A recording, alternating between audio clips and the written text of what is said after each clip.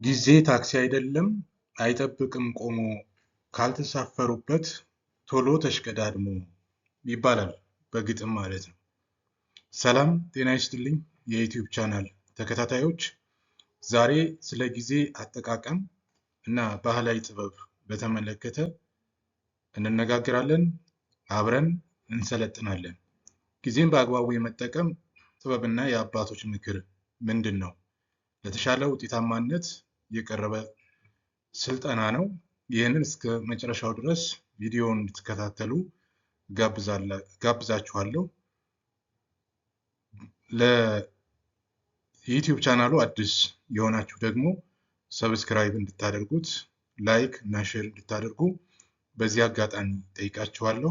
አሁን ቀጥታ ወደ የምንማማርበት ክፍል እንቀጥላለን ማለት ነው። እንግዲህ የጊዜ አስፈላጊነትን ስንመለከት ጊዜ የማይተካ ታላቅ ሀብታችን ነው። እያንዳንዱ ሰው የተሰጠው ጊዜ አለ ወይም ሲዝን አለው ማለት ነው። በአግባቡ ከተጠቀምንበት ወደ ስኬት ይመራናል። ካባከነው ግን በጭራሽ ተመልሶ አይመጣም። ጊዜውን በአግባቡ ያልተጠቀመ ወደ ስኬት ጎዳና ሊወጣ አይችልም። በአግባቡ ከተጠቀመ ደግሞ የሚፈልገውን ነገር ማድረግ ይችላል ማለት ነው። የሰው ልጅ ህይወት በጊዜ ሽግግር የተገነባ ነው። ስለዚህ እያንዳንዳችን የተሰጠን ሲዝን አለ ስንኖር ማለት ነው። የጊዜ አያያዝ ትርጉምን በአራት ጉዳዮች መመልከት እንችላለን። አንደኛው ምንነት ነው። ምንነት ስንመለከት ተግባራት በታቀደላቸው ሰዓት መፈጸም ከተቻለ የጊዜን ትርጉም በሚገባ እየተረዳን ነው ማለት ነው። ዓላማውን ስንመለከት ደግሞ ውጤታማነትንና ምርታማነትን መጨመር እንደሚገባ ያስረዳናል ማለት ነው። አስፈላጊ ስራዎችን መለየትና ማስቀደም ደግሞ የጊዜ አያያዝ ዘዴያችንን የሚመለከት ነው። የተረጋጋና የተሳካ የስራ አካባቢ መፍጠር ደግሞ ጊዜን በአግባቡ ከተጠቀምን ልናገኝ የምንችለው ውጤት እንደሆነ ያስረዳናል ማለት ነው። ሌላው ብዙውን ጊዜ ወርቅ ነው ይባላል። ይሄ ለመጀመሪያ የተጠቀምነው ምሳሌ ነው። አባቶቻችን የጊዜን ውድነት በወርቅ ይመስሉታል። ወርቅ ቢጠፋ በገንዘብ ሊተካ ይችላል። ጊዜ ግን አንዴ ካለፈ በማንም አይተካም። ውድ ሀብታችንን ለውድ ስራዎች እናውለው የሚል መልእክት ይኖረዋል ማለት ነው። ስለዚህ ጊዜ ወርቅ ነው። ያ ማለት ወርቅ እናገኝበታለን ብቻ ሳይሆን በጊዜ ላይ በተገቢው መንገድ ተጠቅመን ከሰራንበት ልናተርፍ የምንችለው ነገር እንዳለ ያስተምረናል ማለት ነው። ሌላው ሁለተኛው ምሳሌ የዛሬን ስራ ለነገ አታቆይ የሚል አባባል አለ። ስራን ማሳደር ለብክነትና ለውጥረት ይዳርጋል። ስለዚህ ዛሬ መሰራት ያለበት ስራ ዛሬ ነው ተሰርቶ ማለቅ ያለበት። ነገ የራሱ የሆነ አዲስ ስራና ፈተና አለው። ዛሬውኑ በመስራት አእምሯዊ እረፍት እናግኝ። ለነገ ለምንሰራው ስራ ደግሞ ተዘጋጅተን ለመስራት እንዘጋጃለን ማለት ነው። ስኬታማ ሰዎች የዛሬን ዛሬውኑ ይጨርሳሉ። ስኬታማ ያልሆኑ ሰዎች ደግሞ የዛሬውን ለነገ ያሳድራሉ ማለት ነው። ሌላው ምሳሌ ማለት ነው ጧት የተነሳ ብዙ ያተርፋል የሚል አባባል አለ። ማለዳ በመነሳት ለስራ ብርታትን ይሰጣል። እንግዲህ በሀገራችን ማለት ነው በተለይ አርሶ አደሮች ቀድሞ በመነሳት ማለት ነው የስራ ትጋትን የስራ ታታሪነትን በማለዳ በመነሳት ንጋት ላይ በመነሳት ስራ በመስራት ጊዜያቸውን በአግባቡ ይጠቀማሉ። ስለዚህ ማለዳ መነሳት ለስራ ብርታትን ይሰጣል። ቀኑን ቀድሞ መጀመር ተጨማሪ ሰዓት ያስገኛል። ንቁ አእምሮና ንቁ አካል የሚገኘው ደግሞ በማለዳ እንደሆነ ያስተምረናል ማለት ነው። ሌላው ምሳሌ የምናየው ጊዜና ማዕበል ነው። ጊዜን ከማዕበል ጋር ስናወዳድረው ማለት ነው እንግዲህ ማዕበል የሚቆም አይደለም፣ በተፈጠረበት በመጣበት ወቅትና ጊዜ የሚያልፍ ነው። ስለዚህ ጊዜም እንደዛው የሚያልፍ ነው ማለት ነው። እዚህ ጋር አራት ነገሮችን ያስተምረናል። የመጀመሪያው ጊዜ በማንም ትዕዛዝ አይቆምም። ስለዚህ ማቆም አይቻልም የሚለው ትልቅ ትምህርት የሚሰጥ ነው። እኛን ሳይጠብቅ ጉዞውን ይቀጥላል። ስለዚህ መጠበቅ የለም። እኛን አይጠብቀንም ጊዜ ማለት ነው። ስለዚህ ይጓዛል ማለት ትናንት የነበረው አለፈ፣ ዛሬ ጊዜ ተሰጠን። ዛሬን ካልጠቀምንበት ነገ ይመጣል፣ እንዲህ እያለ ማለት ነው። መፍትሄው አብሮ መጓዝ ነው፣ መጠቀም ነው። ጊዜን በአግባቡ መጠቀም ነው። ያመለጡ እድሎች በቀላሉ አይመለሱም። ስለዚህ ጥንቃቄ ያስፈልጋል። የጊዜ አጠቃቀማችን ላይ የባህል ለውጥ ማምጣት ይጠበቃል ማለት ነው። እንግዲህ ቀን ካለፈ ስራን በሰዓቱ አለመስራት ኪሳራ ነው የሚል መልእክት አለው። እድል አንድ ጊዜ ሲመጣ ልንጠቀምበት ይገባል። ሰዓት ካለፈ በኋላ መጸጸት ዋጋ የለውም። መስራት ነበረብኝ፣ እንዲህና እንዲያ ማድረግ ነበረብኝ ብንል በሰዓቱና በጊዜው ማድረግ እስካልቻልን ድረስ ችግር ነው ሊሆን የሚችለው። ሌላው ሰዓቱ ካለፈ በኋላ ያው መጸጸት ዋጋ የለውም። የጅብ ጩኸት ሳይመጣ ቀኑን እንጠቀምበት። ብዙውን ጊዜ ጅብ የሚጮኸው በሌሊት ነው ይባላል እና ስለዚህ በተለይ ደግሞ ቀኑን በተገቢ መንገድ መጠቀም ተገቢ ይሆናል ማለት ነው። ሌላ ምሳሌ ጊዜ የሰጠው ቀን ድንጋይ ይሰብራል ይባላል፣ እንደ አባባል ማለት ነው። ይሄ ማለት ነው ጊዜ ሲፈቅድ የማይሆን ነገር የለም ነው። ትክክለኛውን ጊዜ መጠበቅ ትልቅ ጥበብ እንደሆነ፣ እድሎችን ለማግኘት ዝግጁ ሆኖ መጠበቅ እንደሚያስፈልግ፣ በጊዜያችን ተገቢውን ስራ መስራት እንደሚገባ ይሄ ምሳሌ በተገቢው መንገድ ያስተምረናል ማለት ነው። ፀሐይ ሳለች እንግዲህ ብርሃን ባለበት ጊዜ ስራን ማከናወን ብልህነት ነው። ጨለማ ሳይመጣ ማለት ነው። የመስራት አቅማችንን መጠቀም ይጠበቃል። ወጣትነትና ጉልበት የህይወታችን ፀሐዮች ናቸው። ጉልበት ባለን ሰዓት መጠቀም፣ ማከማቸት ባለብህ ሰዓት መስራት ባለብህ ሰዓት መስራት ያስፈልጋል። ጊዜያዊ ምቾትን ትተን ለነገ መሰረት መጣል ይጠበቅብናል ማለት ነው። ስለዚህ ጊዜ ሀብት ነው። ጊዜ ወርቅ ነው። የተሰጠን ለሁላችንም ተመሳሳይ የሆነ ጊዜ ተሰጥቶናል። ስለዚህ ያንን ጊዜ መጠቀም ደግሞ ብልህነት ነው ማለት ነው። እንግዲህ ትዕግስትና ጊዜን ስንመለከት በትዕግስት የሚጠባበቅ መልካም ፍሬ ያገኛል። አንዳንድ ስራዎች ጊዜና እንክብካቤ ይሻሉ። ጊዜ ሳይደርስ የምንፈልገውን ውጤት ማግኘት አንችልም። መቸኮል ሳይሆን በስርዓት መጓዝ ደግሞ ስኬትን ያመጣል። በጊዜ አጠቃቀማችን ላይ ችኩልነት ሊታይብን አይገባም። በአግባቡና ስርዓት ባለው መንገድ መጠቀም ይገባል ማለት ነው። ሌላው የምንመለከተው እንግዲህ ጊዜን በአግባቡ እንጠቀም ብለን የምናስብ ከሆነ ማንኛውም ሰው ማለት ነው በየትኛውም በተሰማራበት ስራ ወይም ስፍራ እቅድ ማውጣት ይጠበቅበታል። እንግዲህ የመጀመሪያው ከስራው በፊት በሀሳብ መገንባት ነው። ዝግጅት ያስፈልጋል። የት መድረስ እንደምንፈልግ መወሰን አቅጣጫ ያስፈልገናል። ጊዜያችን የት እንደሚውል ማወቅ፣ ስለዚህ ጊዜን መቆጣጠር፣ እያንዳንዷን ደቂቃና ሰዓት፣ ቀን ማለት ነው በተገቢ መንገድ ማወቅ እና ለስራ ማዋል ይጠበቃል። ብክነትን በመቀነስ ውጤትን ማፋጠን፣ ይሄ ቅልጥፍናን ደግሞ በተለይ አሁን ላይ ቴክኖሎጂውም እያደገ ከመምጣቱ የተነሳ ወደ ፕሪሲሽን እየተሸጋገርን ስለሆነ እያንዳንዷን ሰከንድ እና ደቂቃ በቅልጥፍና መጠቀም እጅግ ጠቃሚ ነው ማለት ነው። ሌላው እንግዲህ ቅደም ተከተል ወይም ፕራዮሪታይዚንግ የምንለው እንግዲህ እቅድ እናውጣ ከተባልን 4 ነገሮችን በሚገባ መለየት ያስፈልጋል። እንግዲህ አስቸኳይ ስራዎች ካሉን ኦልሞስት ኦል 90% የሚሆነውን ጊዜያችንን ልናጠፋ የምንችለው ለእነዚህ ስራዎች ሊሆን ይችላል። አስፈላጊ ስራዎች ካሉ ደግሞ 75%ን እንደዚሁ የጊዜያችንን ልንጠቀምበት እንችላለን። መካከለኛ ስራዎች 50%፣ ትርፍ ተግባራት ካሉ ደግሞ 30% የሚሸፍኑ እንደሆነ አውቀን በእቅዳችን ውስጥ አካተን መስራት ይጠበቃል ማለት ነው።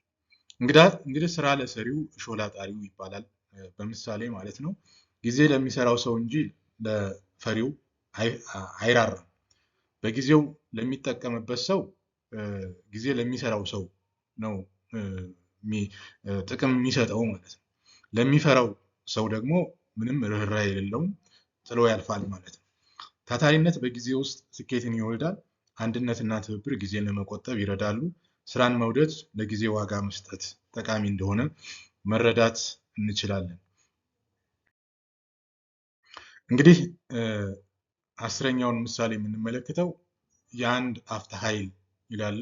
አነስተኛ የሚመስሉ ሰከንዶች ትልቅ ዋጋ አላቸው። እንግዲህ ደቂቃ የምንለው 60 ሰከንዶች አንድ ላይ ተደምረው ነው። ሰዓት የምንለው ደግሞ ኦልሞስት 60 ደቂቃዎች አንድ ላይ ሆነው ነው። ስለዚህ ትልቅ ዋጋ እንዳለው ያስተምረናል። አንድ አፍታ ውሳኔ ህይወትን ሊቀይር ይችላል። መወሰን ባለብን ሰዓት መወሰን። ትንንሽ ብክነቶች ተደምረው ትልቅ ኪሳራን ሊያመጡብን ይችላሉ ማለት ነው። ስለዚህ እያንዳንዷ ደቂቃና ሰዓት ምን ያክል ውጤታማ ነኝ፣ ስኬታማ ነኝ የሚለውን መገምገም እና ማየት ይጠቅማል። እያንዳንዱን ደቂቃ በንቃት ማሳለፍ፣ በጥንቃቄ በቅልጥፍና ማሳለፍ ይጠቅማል ማለት ነው። ሌላው እንግዲህ ጊዜ አባካኞች ምንድን ናቸው ብለን ስንመለከት ብዙ ነገሮች ሊኖሩ ይችላሉ፣ ግን 4 ነገሮችን በዚህ መመልከት እንችላለን። ያለ ፋይዳ የሚደረጉ ንግግሮች፣ ምንም ፋይዳ የሌላቸው ንግግሮች ወይም ትርፍ ወሬዎች ማለት ነው።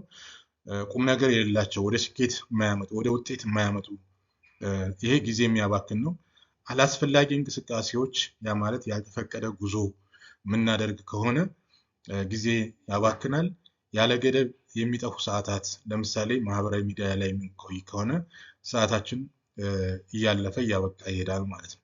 ለነገ የሚባል የስራ ክምችት ስራን ማዘግየት ሌላው ጊዜ የሚያባክን እንደሆነ መረዳት እንችላለን። እንግዲህ ውድ የዩቲዩብ ቻናል ተከታታዮች ጊዜ የሚያባክኑ ሌሎች ነገሮችንም እናንተ እያነሳችሁ መነጋገር ትችላላችሁ። እነዚህን 4ቱን የበለጠ ማወቅ ደግሞ ምን ያክል ጊዜያችንን በአግባቡ ለመጠቀም እንዲያስችለን ይረዳናል ማለት ነው። እንግዲህ ምሳሌ 11 ላይ ሰነፍ ሰራተኛ ይላል። ሰነፍ ሰው ለውድቀቱ ሰበብ ይፈልጋል። ጊዜውን እንዳልተጠቀምበት ከማመን ይልቅ ይረግማል፣ ራሱን ይረግማል፣ ጊዜውን ይረግማል፣ ቀኑ ይረግማል። ውድቀት የሚመጣው ጊዜን ካለማክበር እንደሆነ መረዳት አይኖርም። ታታሪነት ግን ጊዜን በረከት ያደርገዋል ማለት ነው። ስለዚህ የሀገራት አደጉ በለጸጉ ብንል፣ ግለሰቦች ተለወጡ አደጉ ብንል ጊዜያቸውን በአግባቡ ይጠቀሙ እንደሆነ ማወቅ ይኖርብናል ማለት ነው። እንግዲህ ቀጠሮ የሰው ዕዳ ይላል። ቀጠሮን ማክበር የታማኝነት ምልክት ነው። የሌሎች ጊዜ ማባከን የሌሎችን ጊዜ ማክበር ራስን ማክበር ነው። ብዙውን ጊዜ የአበሻ ቀጠሮ ይባላል እና ይሄ አባባል ነው፣ ግን ራሳችን ማክበር ከቻል ሌላውን ማክበር እንችላለን።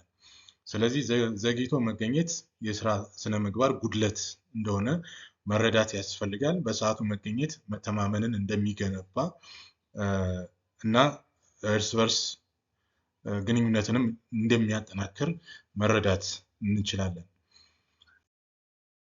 ሌላው ራስን መገምገም ነው። ራስን መገምገም ስንል ዛሬ ምን ሰራው፣ ምን አባከንኩ የሚሉትን ጉዳዮች በሚገባ መመልከት ይጠበቃል። የዕለታዊ ግምገማ ልናደርግ እንችላለን።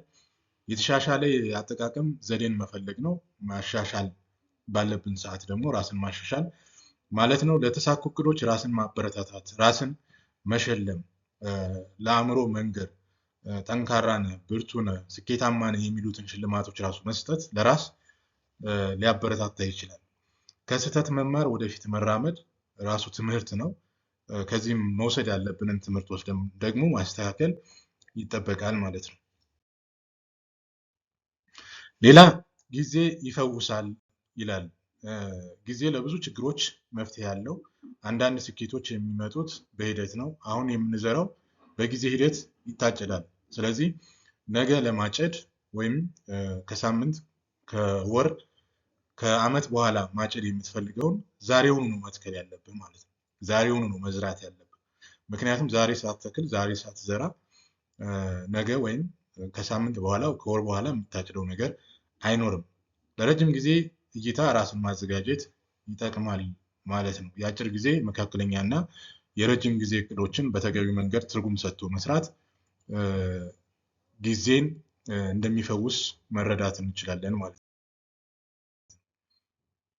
እንግዲህ ለውጥና ጊዜን ስንመለከት ደግሞ ዓለም በጊዜ እየተለወጠች ነው። አሁን በተለይ የኢንዱስትሪ አብዮት አንደኛው፣ ሁለተኛው፣ ሶስተኛው፣ አራተኛው፣ አምስተኛው፣ ስድስተኛው እንደዚህ እያለ እየቀጠለ ነው ያለው። ከጊዜው ጋር መዘመን ግድ ይላል። ራስን ማዘጋጀት ይጠቅማል ማለት ነው። አሮጌ ልማዶችን በጊዜው መተው ይገባል። ለውጥ የሚጀምረው ከጊዜ አጠቃቀም ጋር የተያያዘ እንደሆነ መረዳት ያስፈልጋል ማለት ነው። እንግዲህ የወንዝ ውሃን ስንመለከት ወንዝ ይወርዳል። ወደ ታች የሚወርድ ከሆነ ወደ ኋላ መመለስ አይችልም። የወንዝ ውሃ ወደ ኋላ እንደማይመለስ ሁሉ ያለፈው ጊዜያችንም ተመልሶ አይመጣም። ስለዚህ በትላንትናው ሳይሆን በዛሬ ላይ ተመርኩዘን መኖር እና መስራት ስኬታማ መሆን እንችላለን። ሁልጊዜም ወደፊት የመመልከት ጥበብ ሊኖረን ይገባል ማለት ነው። እንግዲህ ቴክኖሎጂ እና ጊዜን ስንመለከት ደግሞ በአራት ነገሮች መመልከት እንችላለን። ሰከንዶችን በትክክል መከታተል፣ ያ ማለት ዲጂታል ሰዓት ሊኖረን ይገባል ማለት ነው።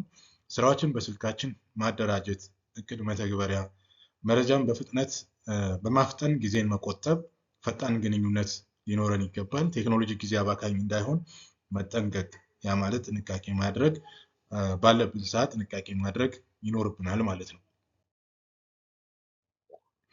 ትርፍ ጊዜን ስንመለከት እንግዲህ ትርፍ ጊዜ ለንባብና ለእውቀት መዋል ይገባል።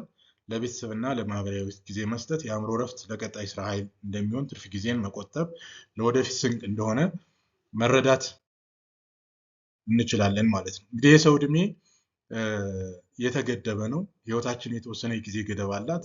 በየደረጃው የሚሰሩ ስራዎችን ማወቅ ይገባል። ወጣትነት ለስራ፣ ሽምግልና ደግሞ ለምክር ይባላል፣ የአባቶች ምክር ማለት ነው። ስለዚህን ተግባራዊ ማድረግ፣ ዘላለማዊ ስራን በጊዜያዊ ህይወት መስራት ያስፈልጋል ማለት ነው። ስለ ትኩረት ማድረግ ስንመለከት እንግዲህ አንድ ዓላማ ሊኖረን ይገባል። በአንድ ጊዜ አንድ ስራ ላይ ማተኮር ጠቃሚ ነው። ከረብሻ የጸዳ ስራ ቦታ መፍጠር፣ ጸጥታ ያስፈልጋል። ያልተጀመሩ ስራዎችን መጨረስ ቆራጥነትን ይጠይቃል። ጥራት ያለው ስራ በሰዓቱ ማቅረብ፣ ይሄ ውጤት ያመጣል ማለት ነው። እንግዲህ ትናንት፣ ዛሬና ነገን ስንመለከት ደግሞ ትናንት ትምህርት ነው፣ ዛሬ እድል ነው። ዛሬን በአግባቡ ከተጠቀም ነገ ብሩህ ይሆናል። በነገ ተስፋ ሳይሆን በዛሬ ጥረት እንኖር። ጊዜ ህይወታችን ድምር ውጤት እንደሆነ ደግሞ መረዳት ያስፈልጋል ማለት ነው። ስኬትና ጊዜን ስንመለከት ስኬት በአንድ ጀንበር የሚገኝ አይደለም፣ በጊዜ ሂደት የሚከማች ጥረት ወይም ውጤት ነው። ትዕግስትና ጽናት ለጊዜ ትርጉም ይሰጣሉ። ጊዜያችንን በአግባቡ ለመጠቀም ትዕግስት ያስፈልጋል፣ ጽናት ያስፈልጋል። ለጊዜው የታመነ ለትልቁ ደግሞ የበቃ። እንግዲህ በትንሽ የታመነ በብዙ ይሾማል እንደሚባለው ማለት ነው። ጊዜን በአግባቡ መጠቀም ለስኬት እንደሚያደርስ መረዳት እንችላለን። እንግዲህ ጠቅለል ለማድረግ ውድ የዩቲዩብ ቻናል ተከታታዮቼ እነዚህን ጉዳዮች በሚገባ ማየት እና ማወቅ እንረዳለን። ዋናው ነጥብ ጊዜ የማይተካ ሀብት መሆኑን ማወቅ ነው። እቅድ አውጥቶ በቁርጠኝነት መስራት ደግሞ ተግባር እንደሆነ መውሰድ ያስፈልጋል። ባህላዊ ምክሮችን ለዘመናዊ ስራ መዋል ትልቅ ጥበብ እንደሆነ መማር፣ የተሳካና በረከት ያለው ህይወት ለመምራት ደግሞ ውጤት እንደሆነ መረዳት እንችላለን። በጥቅሉ እንግዲህ ስለ ጊዜ አጠቃቀም ባህላዊ እውቀቶችን ከግምት ውስጥ ባስገባ መንገድ ለመማማር ጥረት አድርገናል። የዩቲዩብ ቻናሉ እንግዲህ ከተመቻችሁ ሰብስክራይብ፣ ቪዲዮ ከተመቻችሁ ላይክ፣ ሼር እንድታደርጉ በዚህ አጋጣሚ ጠይቃችኋለሁ። ለዛሬ በዚህ ይበቃናል። አመሰግናለሁ።